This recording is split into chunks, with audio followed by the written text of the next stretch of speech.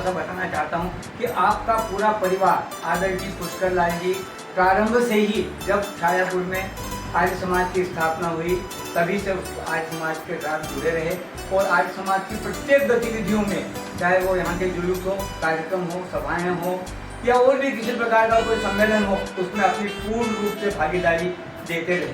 उसी का अनुसरण करते हुए आदरणीय ओम प्रकाश जी आर्य ने भी अपने जीवन काल में आर्य समाज से संबंधित जितने भी कार्यक्रम हैं उन सब में अपनी सेवाएं दी।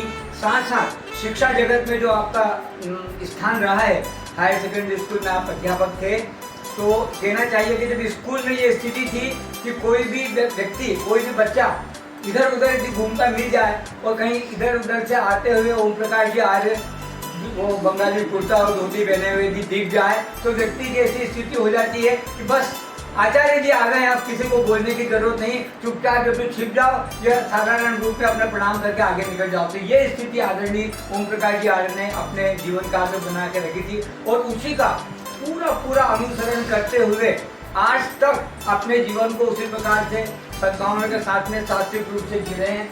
कुछ दिन आपने वहाँ वानप्रस्थी के रूप में वो बजाने के पास में आश्रम बनाया, वहाँ रहे और वहाँ भी ऐसी स्थिति करी कि वो जितने वहाँ के जो पेड़ पौधे थे वो इनके परिवार के सदस्य हो गए और उनको इस प्रकार से उछेरा, उनको इस प्रकार से बड़ा किया कि वो आज पूरी तरह से हर पौधा अपने अपने स्थान पर जो उसको देना चाहिए, हमें जो फल देने वाला फल दे रहा है, पुष्प देने वाला पुष्प दे रहा है, सब्जी देने वाला सब्जी दे रहा है, वो पूरी तरह से परिवार के साथ में, मेहता परिवार के साथ में जुड़ा हुआ है। ये इनके कार्य की पद्धति रही है। हम भगवान से प्रार्थना करते हैं कि आप हमेशा इसी प्रकार से स्वस्थ बने रहें और हम सब लोग जितने भी शायापुर के निवासी हैं उन सबको अपनी प्रेरणा देते रहे ताकि शायापुर के लोग भी आपकी इस जीवनचर्या से लाभ उठा सके।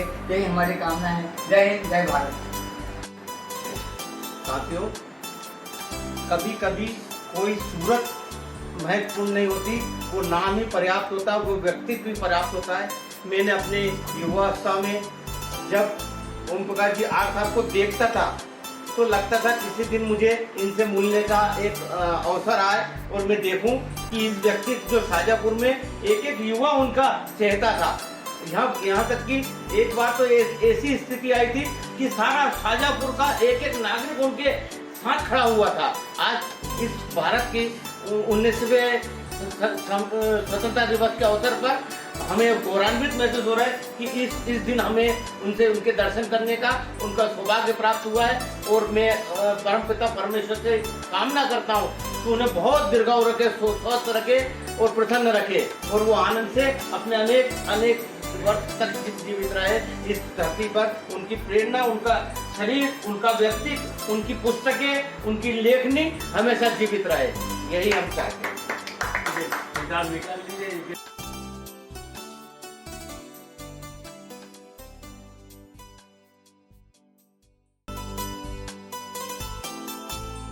नटवर लाल जी फोटोग्राफर थे जब, हाँ, और वो अच्छे फोटोग्राफर थे।